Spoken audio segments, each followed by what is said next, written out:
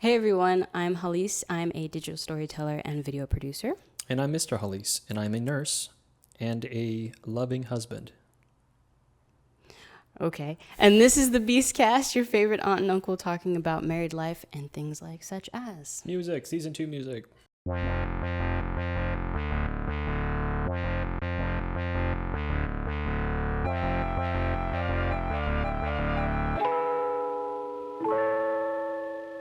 All right, y'all. So season 2, I felt like, since I didn't really tell you. This was a shared thing. So I felt like our last episode just felt like a good end to the season because it was talking about take back your voice. And right at the end of that, you were talking about your employment and all these other things. And so... Oh, what a good break. Yeah, right. it's just like it felt like a good break. So that was season 1. Yeah. Okay. It's also maybe been a little bit of time since the last episode. Yeah. So I was like, we just went on a mid-season break. Yeah. Or post-season. Yeah. Pre-season 2 break. Yeah. So welcome back. Season 2. Here we are. Beastcast. It's happening. Hello. We're going to start off each episode now with something a little new. And we're going to call it, what are we calling this? I don't even know. Comment of the week? That's a title in progress. All right. TBD. Comment of the week. Mine is from episode 18. Mine is from episode 18, which was about finding the silver lining when I was like, I want to take a year off. And you were like, excuse me, what? Mm-hmm. Did J.R.R. Tolkien write that? Or like... It's like a novel almost. It's a little long, but it's poignant. So It's from Oya Oshun. I hope I'm saying your name right. But I really like this comment because they are really good about just rephrasing what we're trying to work through in the episode. And I just felt heard, you know what I'm saying? So here we go. They put, it seems to be that the confusion is in the needs, wants of different spirits. Hallease has a spirit of creativity, which needs periodical, like unrestricted material consideration to replenish and recharge and re-inspire the soul, which then allows her to transform and build so much more than the status quo. Mm-hmm. And then Mr. Hallease appreciates all this, but is tethered and weighed down by the old frameworks and paths of economic stability and his financial burdens. What the heck, man? They're not wrong, though. I am sure... They're not done. I am sure he'd be able to dream bigger, even a little, if he didn't have the financial debt weighing and dragging him down. And then they had listened to more, because they wrote this comment and then listened to more of the episode. And then we're like, wow, so much honesty and truth here. Hallease, you are a natural solopreneur. I still don't like being called that, but okay. You both have solid, amazing desires, and you could both have it if you just worked and collaborated rather than thinking you are at odds. So now... she balanced her opinion, so it's less you and a little bit more harmony. Yeah. I wish I could chat with you both in real time because the life you both crave would be, is attainable if you both work hard. My favorite comment was from the Take Back Your Voice episode, and it is from Lillian. Okay. And she says, well, on the topic of Glenn/Belief making like a new song for the Beastcast. Yeah. She said, Belief would make such a fantastic theme song. But she does like the current one already too, though. Anyway, you guys, both of us, are both very intelligent, and I loved your transparency with this topic. I also like how you each respect each other's thought processes. I felt like you both could make quite an awesome professional team. Anyway, she said we could make an awesome professional team. Yes, and I still think so. Thank you, Lillian. Yeah, thank you. So yeah, those are our comments of the week. Again, name to be determined. But every week we will read our favorite comment on air. So let us know what you think about the Beastcast, whether it be in the comments on YouTube or wherever you're listening to this via the Anchor app or whatever podcasting platform. Leave us a comment review so we can see it and possibly say how much we love it. Somebody talk to me. Yeah, please. Or better yet, if you want to leave us a voicemail, that's really cool too. You can go to @thebeastcast's Instagram, which is this guy's responsibility. I'm looking at you, I'm pointing at you. Leave us a voicemail there or on the Anchor app if you're listening to us on Anchor. All right, so this episode is actually based on another comment. So natural. See the trend? Yeah, that was a segue. That's true. It was a segue. It's based on a comment that we got on one of our previous episodes. It's from Lisa Sims, and they actually gave us a few topic ideas. Thank you, Lisa, so much. We're going to focus in on one part of their topic ideas, though. And it was, do we believe in personality tests and or astrology? Do we believe like in the validity of them and whatnot? And then I'm assuming it's a woman. I personally love both, and they both have helped me understand myself, but I'm curious to hear other people's thoughts. Much love. Thank you, Lisa. I'm weird. I kind of, as far as astrology is concerned, I kind of do sort of believe in it in a way. In a blasphemy kind of way. No, you believe in it. Yeah. I mean, I kind of do, yeah. In so few words. But I don't like it to... I also don't like being told who I am by an entity in general. I use all of them as guidelines, you know? So it could just be... So I'm a Virgo, right? So it could just be that I just have a lot of the characteristics of a Virgo or whatever. But I feel like you kind of have a lot of the characteristics of a Virgo as well. He's a Taurus. So, I don't know, y'all. But I do have, what was that app? When I used to have an iPhone, I used to use the app CoStar because it gave you not just your sun, but it also gave you your moon and then like the other thing. Like it told you all the things. The thing you present to other people as, and then the thing you think yourself of as or whatever. So how accurate was that? The CoStar thing? Well, just presenting you as like, oh, well, this is how you present yourself to other people. It was pretty accurate. Like reading each section of it, it was like, drag me. So here's my thing. The Radio Morning Times, the newspaper, had astrology forecasts or whatever the heck they're called. And I would read them, and they said, okay, cool. That's cool. Taurus, yeah. What is it going to be like for me tomorrow or like this week? You know? Well, it's going to be this, and that. Okay.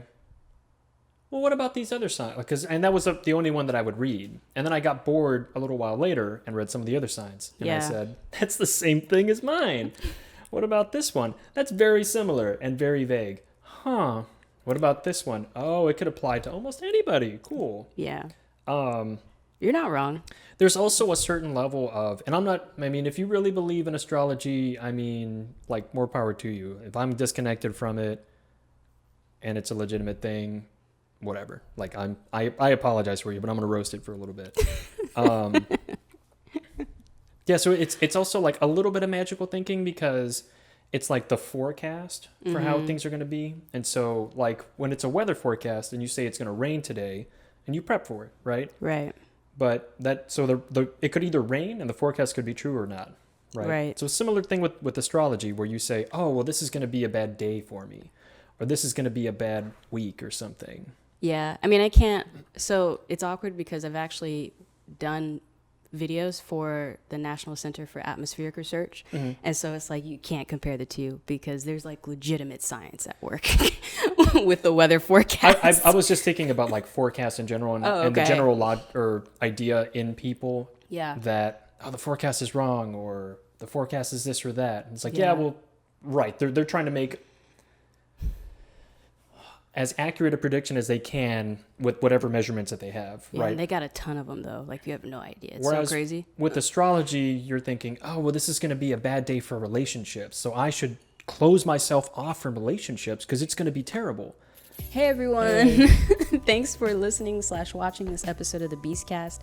If you're watching us on YouTube, please let the ads play. That helps us out a lot. We know they suck sometimes, but if the spirit moves you, let the ads play. We're actually really in the process of trying to upgrade our gear, so that way the Beastcast is a little more streamlined and whatnot. So if you want to, please consider becoming a producer of this channel and this podcast. So you can go to patreon.com/Hallease. There you actually get a lot of benefits. You actually get to hear or watch these episodes before they go live to anyone else. You also get a discount on merch. And if you're interested in what it's like to be a business owner, then you get to have access to my Monday motivations, where I talk about weekly what I'm doing to build up the production company. So check it out if the spirit moves you. Back to the episode. I'm reading a book right now. So The Curious Incident of the Dog in the Nighttime. The protagonist is a kid with autism. And so like one of the quirks that he has is when he's being driven on the bus to school, if he passes by or the color of car that passes him, if there's 3 red cars in a row, then it's a bad day. If there's 4 red cars in a row, then it's a super bad day. And if it's 5 red cars in a row, then it's like a black day for him. Oh. And then he bases that, so that's how he explains like just shutting himself off from the world, because it's like, no, it's a really bad day. I just need to keep to myself. Yeah. But that's a sort of, and it's not quite magical thinking, but that's a sort of thinking that you have as a kid. Because with me, I would say, oh, well, is today going to be like a lucky day for me or like a good day? I'm going to have a good day today. Oh, but then this other thing that's happening at school is going to be tomorrow, and it can't alternate, like, because the good and bad days would alternate. It's like, well, tomorrow can't be a bad day. So today has to be a bad day. So tomorrow can be a good day, and the next day can be whatever. It doesn't really matter. Right? But that's imagination. That's a type of imaginative or like inventive thinking that I feel astrology is bringing into the table. Ah, okay. And then on top of that, there is a level of egotism. Someone will correct me in the comments. Assuming that you are so central of a figure that the stars have an influence on you and how you live. Grand gesture. It might have been cut out of frame too. And that was probably, but that's okay. Yeah, I mean, and that's like the logical or scientific thinking. It's like you think that these giant, either gaseous or just like spinning bodies, light years away, have any impact on you as a person and how you may or may not develop relationships or like find love today. That's interesting. I mean, okay, so I understand your point of view. It's very logical. Christianity, you're not really supposed to believe in all such things, right? Astrology, that's kind of into blasphemy territory, if you will, and things like such as. But at the same time, if I were an outsider looking into Christianity, I would roast it like that too. You know? I mean, if you look at the Catholic faith in Latin America, it's like we still hold our quasi-paganist views, but they were integrated into the Catholic faith. And so, I mean, just with Christianity in general, there's a reason why we celebrate the birth of Jesus during Christmas. My counter to your whole, like, I don't think it's very egotistical at all, because I think the argument then can be made that we are all dust, right? We're all technically stardust, right? And the moon shifts, like messes with the earth in regards to tides and all of that kind of stuff as well. Oh, you touched on it. And so it's kind of like, who's to say that the stars don't have an effect on us? Because the universe, like, we're all interconnected. And you could even tie it back further. We're all interconnected because we were all created by God. Yeah, even so, I mean, as an ER nurse, the whole thing, like, oh, it must be a full moon because people are acting foolish and being dumb. Yeah. I mean, that was confirmed, right? And it's like, oh no, it's a full moon. It's idiots are coming in and like, what did you do? You ate batteries. Why did you eat batteries? Because you were low on energy. Cool. Let's go over there. So see, there you go, though. You yourself, when you were working as an ER nurse, would be like, there's a full moon out. People fit to act a certain type of way. I need to prepare that itself. Supposedly, studies have shown that full moon and like the lunar phases and whatever, there is no connection. Okay. To births, heart attacks, deaths, suicides, violence, psychiatric hospital admissions, and epileptic seizures, among other things. Okay. There is no connection. But you still sit here as a former ER nurse and say, There's some, I mean, people attribute it to the moon because people, like, that's what you do, right? Yeah. Like, what is the immediate thing centuries ago? Like, oh my God, what's going on? Oh, well, something is blocking out the sun, yeah, which must mean that demons are coming. So we should clearly throw the infirmed off of that cliff. yeah. That makes perfect sense. No, you're not wrong. You You're not have wrong. Granny by the arm and you're like, yeah, evil be gone. I don't think it's a thing. Yeah. But Yeah. now, on the same subject, when I first read this comment, I was like, oh, okay, well, astrology's bunk. But Like personality profiles and stuff. I mean, there's science behind that, duh. And we were talking about this on the drive up to Austin for a crawfish thing. Mm-hmm. Shout out to Keith. hey. And then I started thinking, well, wait, so this personality test that I took lumps you into 4 different categories, and they're color coded. And it goes off of green, gold, blue, and orange. Yeah. And so they kind of separate it out and tease it out just a little bit more because you could be a different color at work than you are with other people or at home. Well, it's not even that. Something I actually like about this is that they aren't actually based on you are one thing. It's just saying it orders them by you are the most this to the least this. So you are all colors, but you just rank them differently.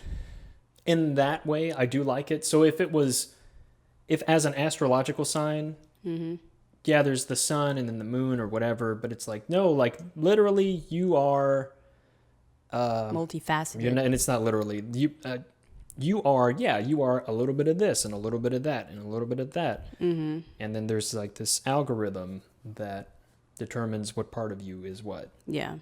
So the test that he's talking about is called, what is it called? It's Ntrinsx. The test is called Ntrinsx, and apparently it's a personality test that's used to rate employees. And it's a way for, I would imagine, employers to have employees do this to then learn about themselves and then also learn how to communicate effectively with their other employees, with their bosses, etc. If you're in management, it's probably going to help you to know what kind of employees you're working with or leading, etc. If anybody does anything with the data, which more than likely this hospital system does not do. Anyway, so he ended up having to take it for work, and he ended up bringing it home because they printed it out so I could see what his rating was. And then he also had a free test for me to take, and I took it as well. And our findings were very fascinating. And so actually we should correct the verbiage that we're using because it's not a personality test because supposedly personality is the way that others see you, whereas the questions, the probing questions that this personality, or it's not, God, I keep saying personality, that this tool uses is how you see yourself. So that's fascinating. And that's another term that they use, but I totally forgot. If you're interested in taking this self-assessment, we will link to it in the show notes and or in the comments or in the description box below. Right. Okay. So green is intelligence or competence. So it's your more abstract thinking, philosophical, analytical, logical. There's gold, which is dependable, loyal, organized, cooperative, more responsible, and reliable. Blue is more intra-relationship, I guess. So you would be more harmonious, supportive, expressive, empathetic, and expressive, self-expressive. And then you have orange, which is fun and free. And they are more flexible, practical, decisive, and adventurous. So clearly, I was the lowest of orange.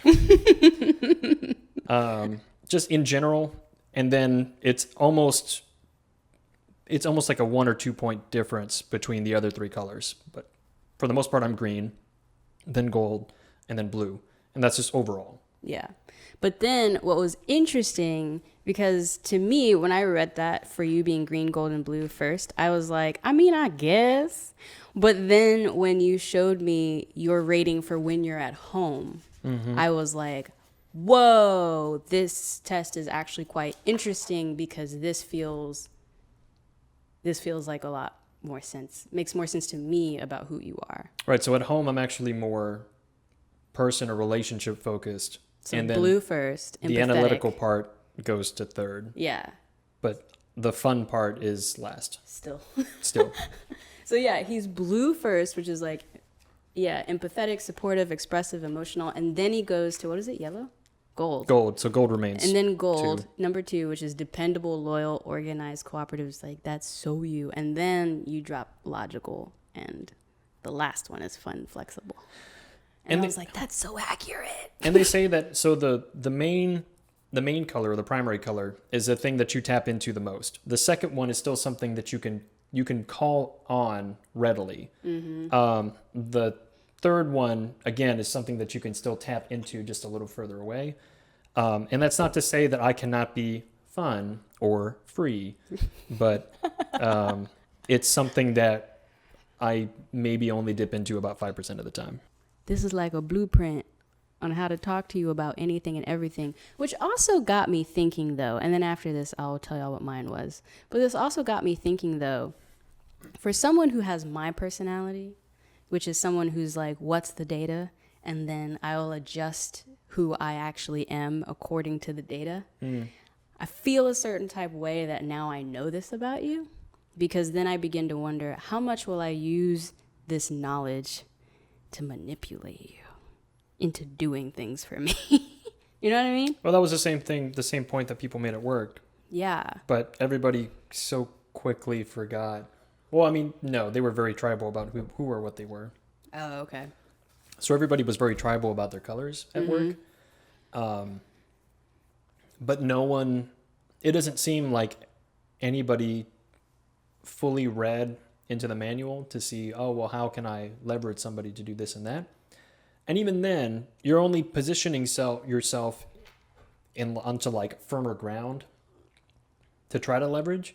But this doesn't like eliminate free will, free action, free thought.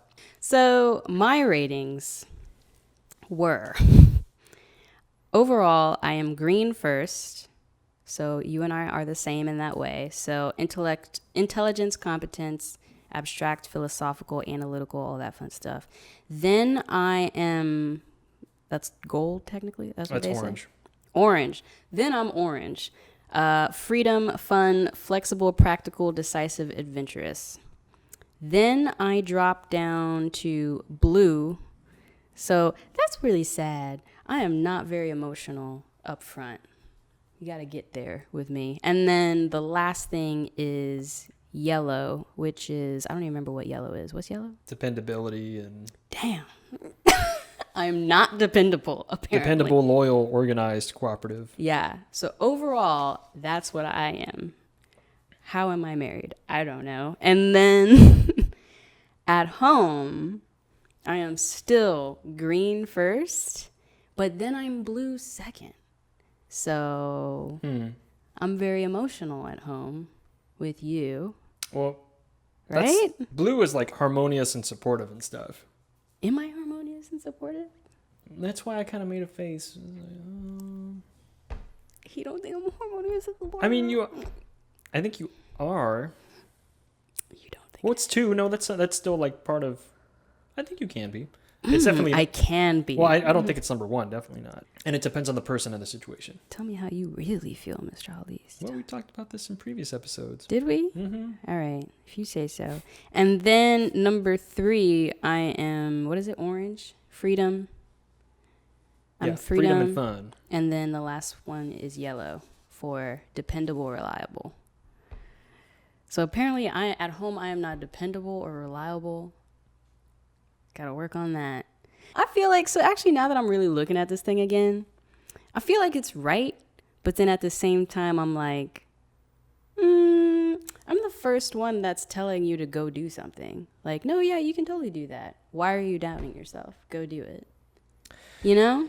Well, and so that's why I felt like the self-assessment was very similar to astrology. Because there's only 4 categories. You're telling me that every person can be lumped down all into 4 7 categories. billion people on this planet can be. It's just basically boiled down to these 4 colors. Yeah. And yeah, you could be different colors in different situations, Uh-huh. but you are only ever these 4 things. And then like, why gold? And so yeah, it's like Of all the colors, why gold? So for the most part, I already feel like they're rating a color high just because it's gold. well, they're giving added value to it. Yeah, instead of just like red, yellow, blue, green or something. You know what I mean? red is negative. Oh, right. You show a doctor a red color on a graph. That's true. Fair enough. With friends, though, I'm yellow first. Dependable, loyal, organized, cooperative. I mean, that's true for the most part. And Well, then, I mean, like that's true. I feel like you are very loyal with friends. but not with And you. so when you not are at betrayed, home? when you are betrayed by perceived friends, Oh yeah, I'm like, you out. Made it to the inner circle, and now you did that. Psh, yeah, then you get cut. you're dead to me. I have not broken eye contact with the camera I yet. know. When you play me, you play yourself. That's how I get with Because then friends. I get the backlash. You're and then- still and then looking at the camera. And then people get cut. Then they get cut. Yeah, you're right. To the commenter's point, it is just good to use as a reference point. So for the most part, I am this, and that. So I just feel like it's good to know, oh, my spouse is also very analytically minded, which makes sense. She is. Yeah. And then she's also very fun and outgoing and this and that. Like, oh, yeah, that's totally true. Yeah.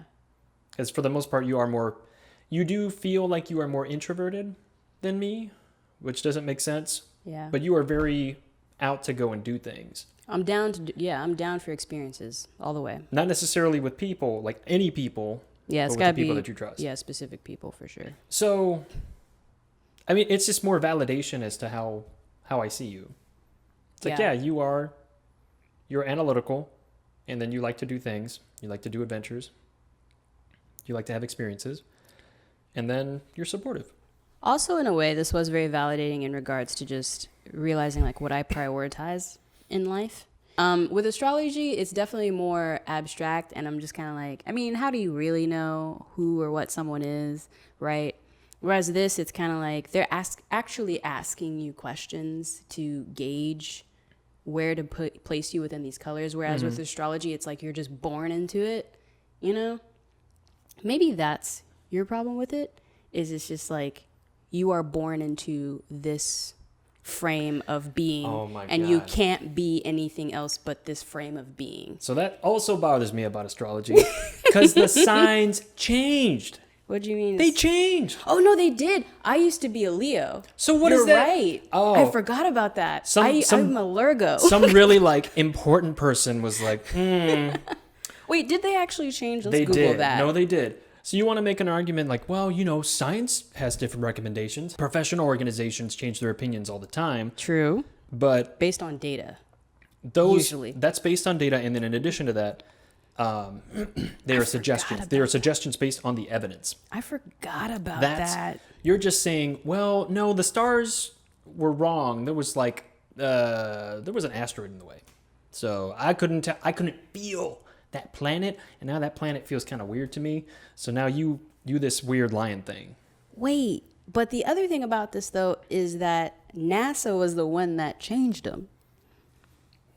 NASA don't change that. No, NASA. It's on a simple Google search. During whose administration? Astrology is not astronomy. Astronomy is the scientific study of everything in outer space.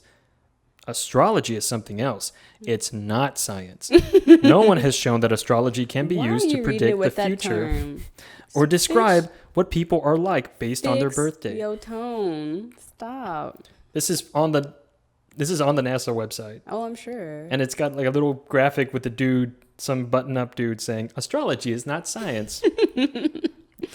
I'm also experiencing male pattern baldness. Yeah. But astrology is not science. So wait, did they just change for that year? Oh man, I wish we had Googled this before we started. Wow. Oh yeah, there's an agenda with NASA. Still, like reading fantasy stories, many people enjoy reading their, quote, astrological forecast, end quote, or, quote, horoscope, end quote, in the newspaper every day. Oh, that's funny. No, I'm not a Taurus. I'm technically an Aries. Why? All right, so according to mine, if we're going by the traditional dates that everyone knows and loves for horoscopes and such, I am a Virgo. I start off August 23rd. I start off the Virgo season. But if we're going by what the new one is, I guess, or what the right one is, quote unquote, I am a Leo. According to the BBC, the updated calendar meant that a whopping 86% of the world now had a different star sign. But NASA took to Tumblr in a statement last Tuesday, this is a previous article, From years ago. to make a key distinction and remind everyone that astrology and astronomy are not the same thing. Astronomy is a scientific study of everything in outer space, wrote NASA. Astrology is something else. It's not science. I don't know, y'all. At the end of the day, who can really define who you are but you? You know what I'm saying? They're a guide. I'm shook. I don't know. People are multifaceted beings. Anyone is capable of doing anything if the right pressure points are there. So you are the same person just because you thought that you were a Taurus your entire life and now you're an Aries. That don't mean that it invalidates the past I don't know how many years of your life. Right. You were just always the same person that you were. Yeah. This is just an arbitrary categorization. So Yeah. if you feel like if it helps your life or it helps guide, the way that your day is going to go or your week, then that's cool, right? Mm-hmm. If you make decisions on it, like Capricorns be messy, or I don't know what that is. Capricorns are messy. Like I don't mess with no Capricorn, like especially in bed. Okay. Well, I mean there are people that like date within specific astrological signs. If you want to pigeonhole yourself and other people, like the entirety of the planet, based on this thing, then do you, boo boo? But why are you just so you sound so militant right now? I'm just saying, if you want to live your life, live your life. Sure. I do not invest in such things, so I am checking myself with this self-assessment. Right. That only goes but so far. Like it doesn't determine who you are. Yeah. If anything, it just says what are the ideal situations for you, or what's the ideal I don't even know. Well, and it's based on probabilities. By the way, probabilities are a thing that I always sucked at math. But 60% of the time you act like this. Yeah. And you're like, oh yeah, I do kind of act like that, and it's like cool. So 60% of the time I am this way, 20% of the time I'm this way, and blah blah blah. So I think it's a good roadmap. I think now that I think about it, I'm hesitant to ever want to be defined on paper by anything. Also, just because, so the way the human mind works, and we've talked about this before too, I still want to make an episode out of this. Or not an episode of this necessarily, but I want to make a vlogumentary or documentary about this idea. The science of tolerance, or the science of unlearning something. Unlearning something? Yeah, I have read that the way the brain works is it's constantly making correlations between things. And it wants to make correlations all the time. Right? I told you that. And it's not just you, though. I had learned about this before. Smarter people than you told me this. So shut up. No, I'm just saying. And that's how you get stereotyping and all that kind of stuff, right? No, and this is true. Yeah. Yeah. So keeping that in mind, it's kind of like with astrology or even with these tests, it sort of is catering to your brain already wanting to make correlations about yourself. Oh, snap. Everything. That's a good argument. Or to the rest of the world, to your environment, to all of these things. And so I'm just kind of like, dang, I don't know if I like that, because I think in general you should always be trying, not necessarily to go against the grain or anything like that, but just I don't want, and this might tie into me being free or whatever, I don't want to be defined so much that then I never push to try something new or gain a new access into a new area that I wouldn't think I'm capable of just because I took a test, or because I'm a Virgo, or because I'm whatever, I would say that the brain is lazy, but it's just efficient. So it's kind of the same way that you see so if you're shown a word where the first and the last letters are in the proper order, but everything else is scrambled, like you'll read it because you know that when a word is about that long and begins and ends with that, it's more than likely that word. Yeah.